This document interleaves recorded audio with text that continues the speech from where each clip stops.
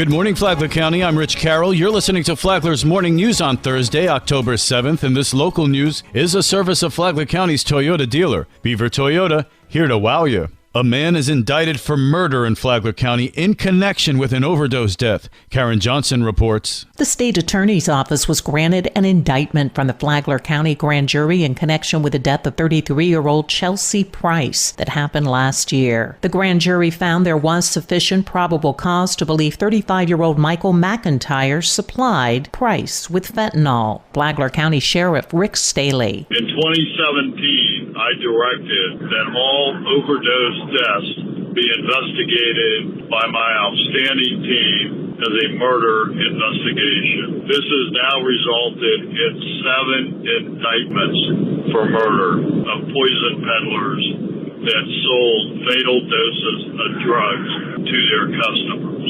My warning to poison peddlers: get out of Flagler County before we put you in jail for life. Quit selling your poison. For Flagler's Morning News, I'm Karen Johnson.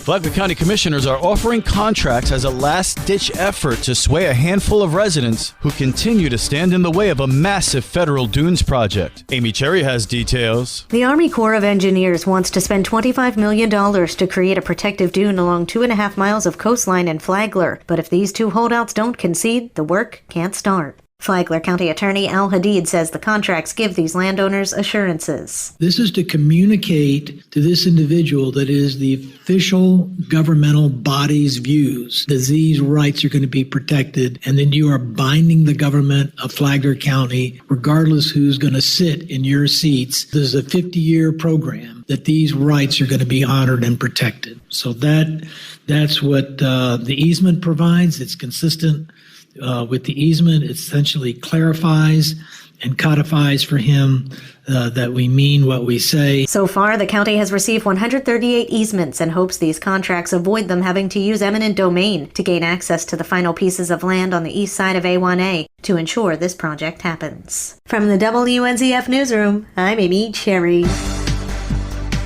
All week on WNZF, you've been hearing about Flagler School's desire to raise impact fees to build schools for what they say is a growing population. Existing revenue from impact fees that Flagler schools have already banked is being spent. The district's chief financial officer, Patty Warmack. What we have right now is about $23 million in that fund, and we use it currently to pay off some of our debt from our growth back in 2004 and 5. So what we do is we anticipate to use those funds for the addition at our high schools when we need it, or any kind of classroom expansions for this growth. So that is what the anticipated use is. While the district owns some land already, Flagler School Superintendent Kathy Middlestat says some sites can't be built on or simply aren't large enough. So we have to be very mindful of what sites we can build on, and those are not a great deal. We do have some acreage around the area, and we have to be careful thinking forward that if we were to build a middle school somewhere, we would love to have 50, 60 acres. If we're going to build a new high school in the future, we need about 100 acres. Flagler County is a beautiful place to live, and there's not a lot of those large acreage sites left for us to be able to build schools. So that outward thinking has to be a master plan that you are really cognizant of. Hear the full interview with Middlestat on the Free for All Friday podcast, available on the Flagler Radio app. A Putnam County fugitive is jailed after trying to flee from Flagler County deputies. John Arking has more. The Flagler County Sheriff's Office says deputies attempted to make a traffic stop Sunday on County Road 55 when the driver tried to flee and crashed into a patrol vehicle. The driver, later identified as 39-year-old Scott Watkins, was found to be a fugitive from Putnam County and did not have a valid driver's license. He later admitted to deputies why he fled. What was the reason you didn't stop? Just be honest. I was trying to throw those pills out the window. You were going to try to run and then...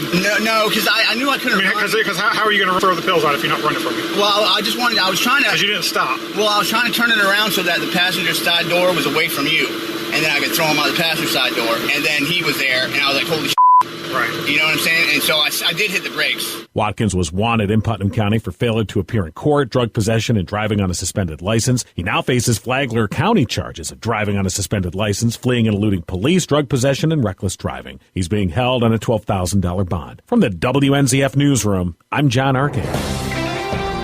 Before Florida, he was a dentist elsewhere. So what's he doing with the Flagler Humane Society?